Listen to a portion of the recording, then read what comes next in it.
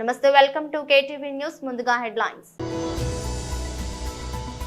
బాపట్ల జిల్లా అధ్యక్షులు మాజీ మంత్రి మేరకు నాగార్జున ప్రెస్ మీట్.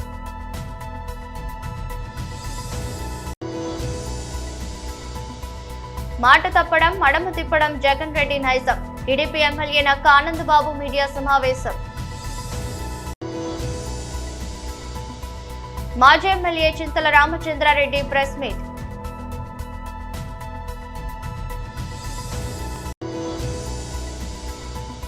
తెలంగాణ భవన్లో బీఆర్ఎస్ నాయకుల ప్రెస్ మీట్.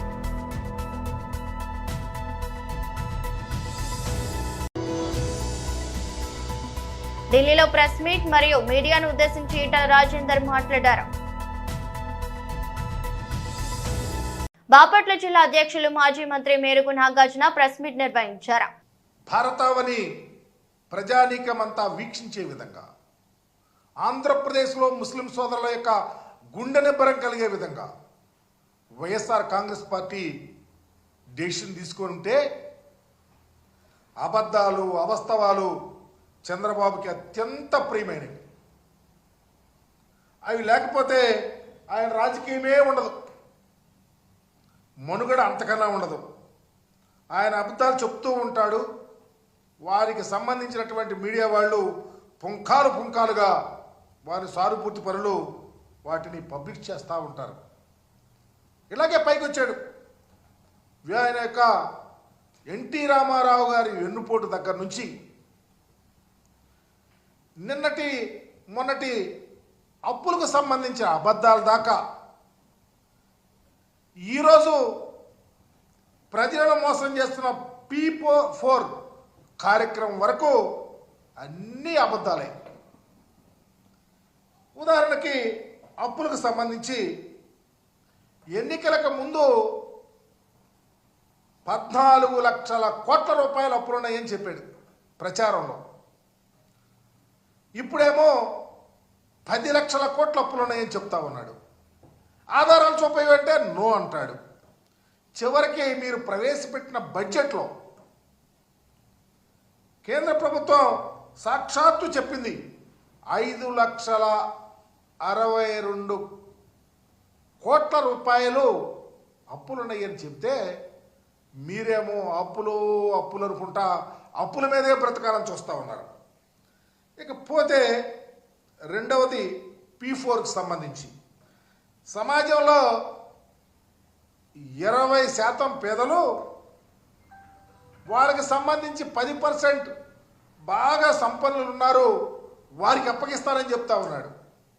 ఈ P4 ఏంటో, ఈ పేదరికం ఏంటో, ఈ సంపన్నులు ఏంటో, అసలు ఎంతమంది ప్రజానీకం ఉన్నారో, ఎంత పేదవారు ఉన్నారో, ఎంతమంది ఇన్కమ్ ట్యాక్స్ కడతా ఉన్నారో ఇప్పటికైనా ప్రజలకు అర్థమయ్యేటట్టు చెప్పండి చంద్రబాబు నాయుడు గారు. ఎందుకు ఈ రాష్ట్రంలో 1,61,00,000 కుటుంబాలు ఉంటే, దాంట్లో తెల్ల రేషన్ కార్డులు ఉన్నవాళ్ళు 1,41,00,000 కుటుంబాలు. అంటే 90% పేదవారే. ఇన్కమ్ ట్యాక్స్ కడుతుంది ఎంతమందో తెలుసా? 8,60,000 మంది కుటుంబాలు మాత్రమే ఇన్కమ్ ట్యాక్స్ కడతా ఉన్నారు. ఇంత దారుణమైన మాట తప్పడం, మడమ తిప్పడం జగన్ రెడ్డి నైజం అని టీడీపీ ఎమ్మెల్యే నక్క ఆనందబాబు మీడియా సమావేశంలో అన్నారు. పార్లమెంటు చరిత్రలో ఇప్పటి వరకు ఓటింగ్ అయిన తర్వాత విప్పు జారీ చేసినటువంటి సంఘటనలు కానీ, జారీ చేసిన పార్టీలు కానీ ఇప్పటి వరకు లేవు.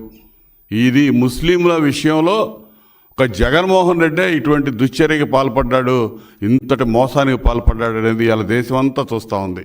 నేషనల్ మీడియా కోడైకి వస్తూ ఉంది వీళ్ళు చేసినటువంటి ఈ మోసం అనేది. ఎందుకంటే జగన్ సూచనలతోటే రాజ్యసభలో వాళ్ళు మద్దతుగా ఓటేశారు ఎంపీలు. ఇది యథార్థం. ఎన్డీఏ ప్రభుత్వానికి లోక్సభలో పూర్తి మెజారిటీ ఉంది. నువ్వు వ్యతిరేకంగా చేస్తావా, అనుకూలంగా చేస్తావా తర్వాత విషయం. నువ్వు ఏ స్టాండ్ తీసుకున్నావో ఆ స్టాండ్కి రాజ్యసభలో నువ్వు కట్టుబడి ఉన్నట్టయితే అప్పుడు తెలిసేది ఏమయ్యేది అనేది. నువ్వు ఇక్కడ కప్పదాటు వ్యవహారం చేశాడు. లోక్సభలో వ్యతిరేకంగా ఓటు చేసి, రాజ్యసభలో అనుకూలంగా ఓటు చేసి, మళ్ళా మోసం చేయడానికి వ్యతిరేకంగా ఓటు చేయమని విప్పు జారీ చేశాను అన్నాడు. విప్పు మళ్ళీ వెనక్కి తీసుకున్నారు. సో రకరకాల డ్రామాలు ఆడారు. ఇప్పుడు అసలు వీళ్ళ స్టాండ్ ఏంటి అనేది స్పష్టంగా చెప్పే ధైర్యం లేకపోతే ఒక రాజకీయ పార్టీకి ఏ విధంగా చెప్పాలి? ఒక రాజకీయ పార్టీ ఒక అంశం మీద స్పష్టమైన అవగాహన ఉండాలి, ఒక స్టాండ్ తీసుకోవాలి. ఇలా చంద్రబాబు నాయుడు గారు ఎన్డీఏలో మేము భాగస్వామ్య పక్షాలుగా పూర్తి స్టాండ్తో ఉన్నారు ఆ అంశం మీద. ఎక్కడ కూడా నష్టం జరగకూడదు, ఈ బిల్లు ద్వారా ముస్లిం సమాజానికి ఎటువంటి నష్టం జరగకూడదు, దానిలో ఉన్నటువంటి క్లాజుల మీద పూర్తి స్థాయిలో అవగాహనతో తెలుగుదేశం పార్టీ చర్చించి అనేక రకాలుగా ఈ వక్ఫ్ సవరణ బిల్లుకు సంబంధించి ఏదైతే జాయింట్ పార్లమెంటరీ కమిటీ జేపీసీ ఏర్పాటైందో ఆ జేపీసీ ముందు అనేక సవరణలు ప్రతిపాదించి ఆ సవరణలన్నీ కూడా దగ్గరుండి చేయించినటువంటి పార్టీ తెలుగుదేశం పార్టీ. నువ్వు అన్ని రాజకీయ పార్టీలు కూడా పార్లమెంట్లో వాళ్ళ యొక్క అభిప్రాయాలు చెప్పారు, నిర్మోహమాటంగా మాట్లాడారు. ఈ వైసీపీ జగన్మోహన్ రెడ్డి స్టాండ్ ఏందో బయట చెప్పలా, లోపల చెప్పలా. వీళ్ళ చిత్తశుద్ధి ఏంటో ఇక్కడ అర్థమవుతూ ఉంది.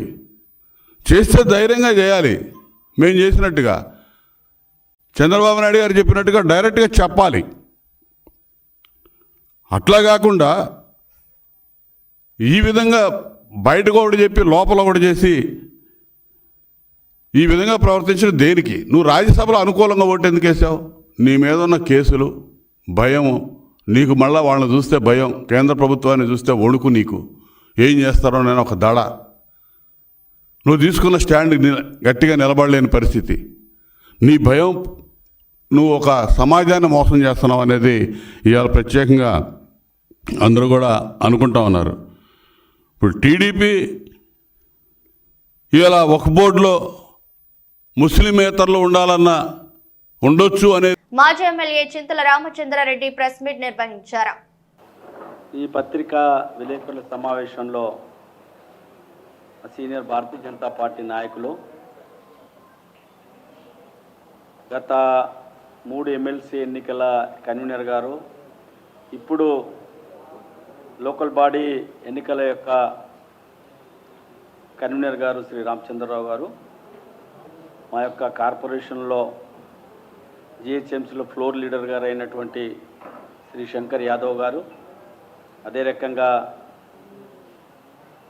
పాత నగరానికి సంబంధించినటువంటి గోల్కొండ భాగ్యనగర్ అధ్యక్షులు, మా కార్పొరేటర్సు, ఉపనాయకులు, అదే రకంగా శ్రీ శ్రీనివాస్ గారు సీనియర్ మా భారతీయ జనతా పార్టీ నాయకులు. ఈనాడు భారతీయ జనతా పార్టీ హైదరాబాద్ స్థానిక సంస్థ ఎన్నికల యొక్క ఎమ్మెల్సీ ఎన్నికల యొక్క దాంట్లో గత 3 రోజుల నుంచి మా కార్పొరేటర్స్తోని, మా నగర అధ్యక్షుల వారులతోని, మిగతా భారతీయ జనతా పార్టీ సీనియర్ నాయకులతోని, మా పెద్దలు శ్రీ రామచంద్రరావు గారు అందరితో మాట్లాడి, కేంద్ర పార్టీ నాయకత్వంతో కూడా మాట్లాడి, ఎవరైతే భారతీయ జనతా పార్టీ స్థానిక సంస్థల ఎమ్మెల్సీగా ఉంటే బాగుంటుందని ఆలోచన వచ్చినప్పుడు చివరగా మొదటి నుంచి కూడా విద్యార్థి పరిషత్తులో పనిచేస్తూ అఖిల భారత విద్యార్థి పరిషత్తులో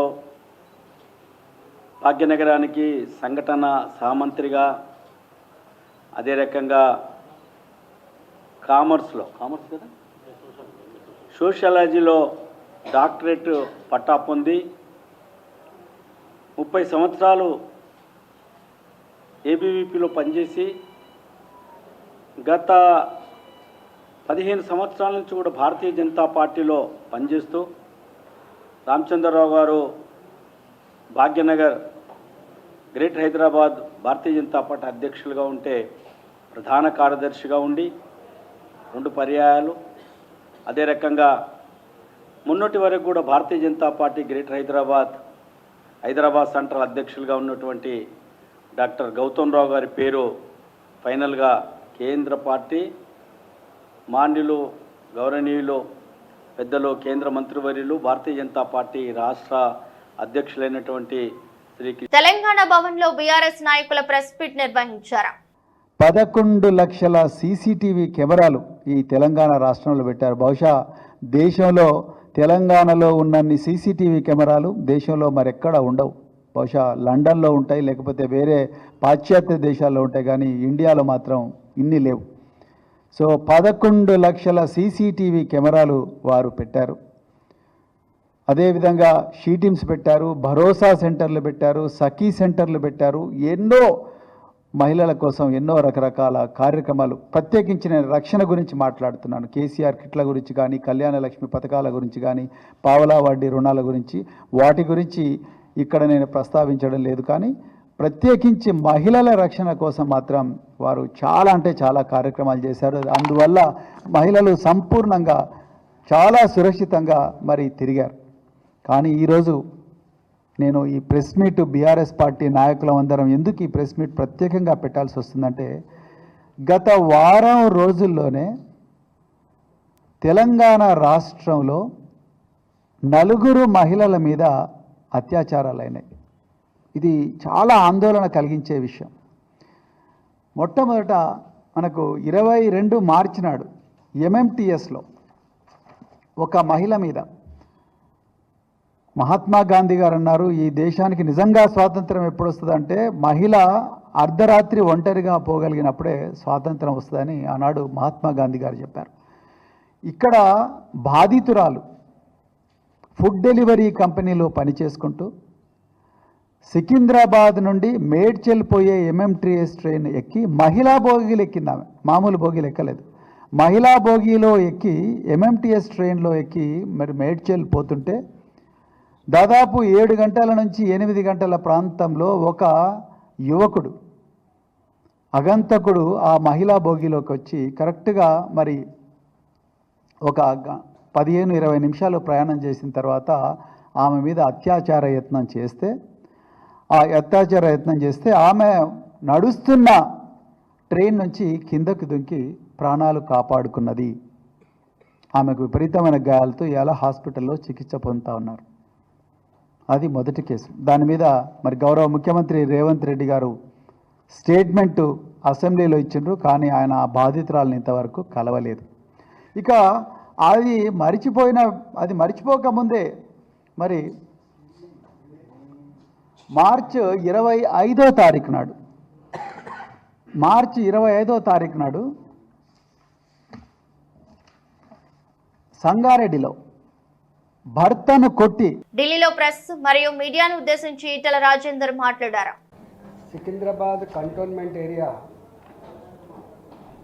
మల్కాగిరి పార్లమెంట్ పరిధిలో వస్తుంది. అందులో పనిచేసే సఫాయి కర్మచారులు,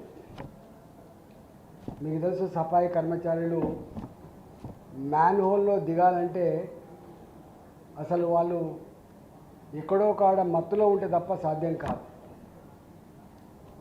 వాళ్ళ జీవన ప్రమాణం, వాళ్ళ బతుకు 40-45 ఏళ్ళకే ముసలితనము, రకరకాల రోగాలతో చనిపోతున్న పరిస్థితి చూస్తాం. కరోనా కష్టకాలంలో సఫాయి కర్మచారుల యొక్క త్యాగం, కమిట్మెంట్ చెల్లించినటువంటి నరేంద్ర మోడీ గారు సఫాయి కర్మచారుల కాళ్ళు కడిగి వాళ్ళని సన్మానం చేశారు. హెల్త్ డిపార్ట్మెంట్లో పనిచేసేటువంటి శానిటరీ వర్కర్స్ కూడా సన్మానం చేసే చరిత్ర మనం చూసినాం. అయితే వాళ్ళు చాలామంది కరోనా సందర్భంగా చనిపోయారు. వాళ్ళ కంపాషనేట్ అపాయింట్మెంట్ జరగాలంటే డిఓపిటీలో 5% కంటే ఎక్కువ కంపాషనేట్ అపాయింట్మెంట్ చేయాలి రూల్ ఉన్నది. కాబట్టి 2 సార్లు రిజెక్ట్ చేస్తే ఈరోజు పోయి చెప్పినా ఇది మానవత్వానికి సంబంధించిన సమస్య. ఇది సఫాయి కర్మచారులు మనం అడిగే పెట్టలేము, లక్షల రూపాయలు ఇచ్చిన మురికిలో, కానీ అట్లాంటి దాంట్లో పనిచేసి మనకు ఆరోగ్యాన్ని ఇచ్చే వాళ్ళ సమస్య పరిష్కరించమని చెప్పి వారికి కోరడం జరిగింది. అదేవిధంగా మా దగ్గర ఎంఎంటీఎస్ రైల్వే స్టేషన్ ఉంది సుచిత్ర, కానీ ఆ స్టేషన్ మిలిటరీ ల్యాండ్ని ఆనుకొని ఉంటుంది. వాళ్ళు బాట బంద్ చేయడం వల్ల ఆ ఎంఎంటీఎస్ రైల్వే స్టేషన్ నిర్మానుష్యం అయిపోయింది. సార్ మిలిటరీది కావచ్చు అది, కానీ లక్షల మంది ప్రజలకు అవసరం ఉండేటువంటి ప్లేస్ కాబట్టి మీరు దాని నుంచి రోడ్ని అలౌ చేయమని చెప్పి కోరడం. అదేవిధంగా ఇతరత్ర డిఫెన్స్ సంబంధించిన సమస్యల మీద కూడా రాజ్నాథ్ సింగ్ గారితో మాట్లాడడం, వారు దానికి పాజిటివ్గా స్పందించడం జరిగింది.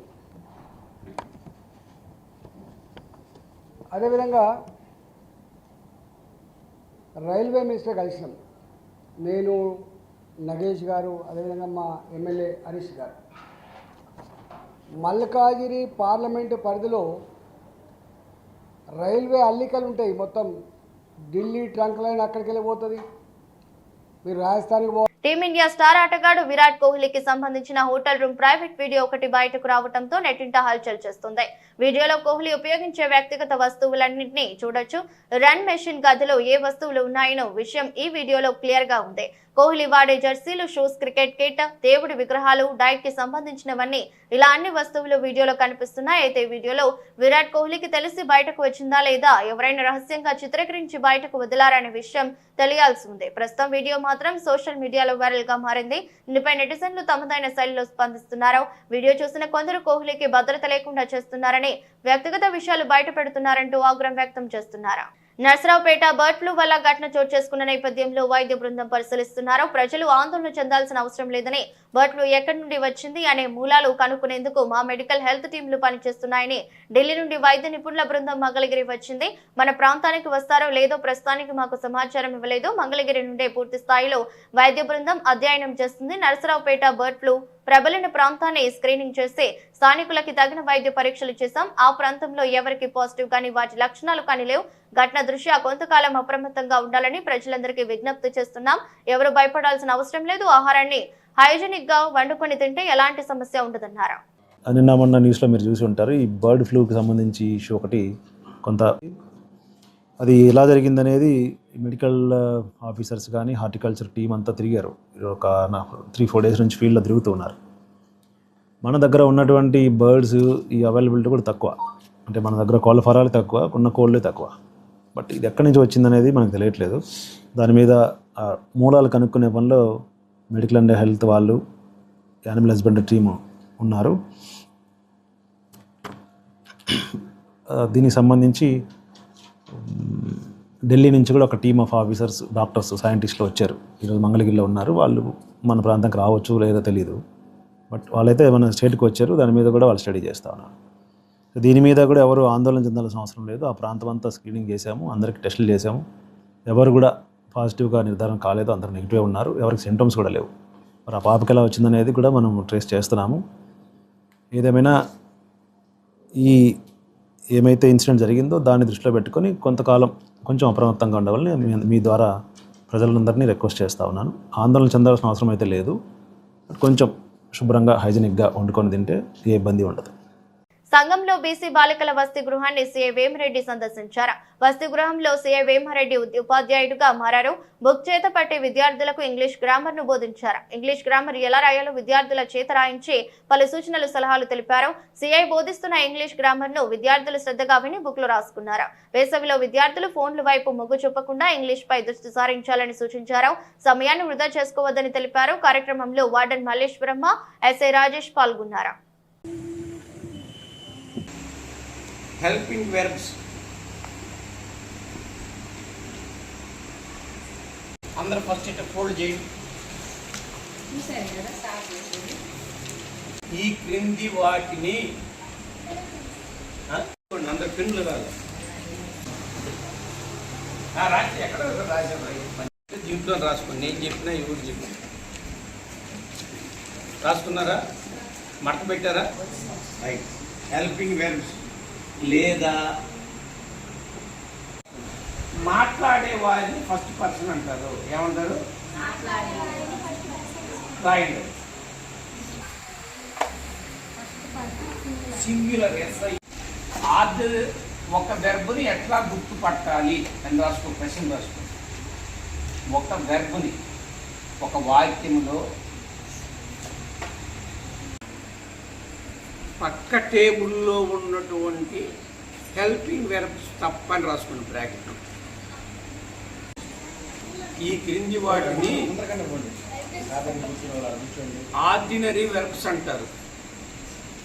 ORDINARY DINARY. అవును, సప్టెంబర్ రాశాం కదా. అదేం చెప్పాం మనం, ఏ విధముగా గుర్తుపట్టాలి. నంబర్ 1 ఒకటో పాయింట్ రాసుకోండి. 2 తర్వాత CO2 రాసుకోండి. CO2. నెక్స్ట్ వచ్చి బీన్, దాని కింద యామ్ ఉన్నాను.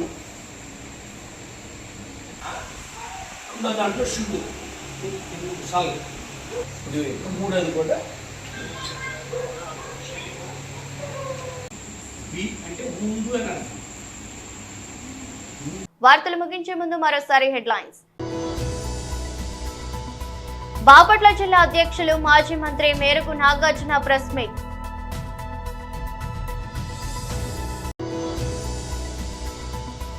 మాట తప్పడం మడమ తిప్పడం జగన్ రెడ్డి నైజం. టీడీపీ ఎమ్మెల్యే నక్క ఆనందబాబు మీడియా సమావేశం. మాజీ ఎమ్మెల్యే చింతల రామచంద్రారెడ్డి ప్రెస్ మీట్.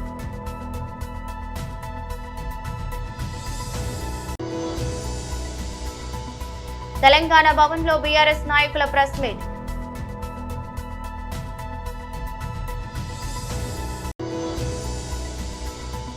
ఢిల్లీలో ప్రెస్ మీట్ మరియు మీడియాను ఉద్దేశించి ఈటల రాజేందర్ మాట్లాడారు.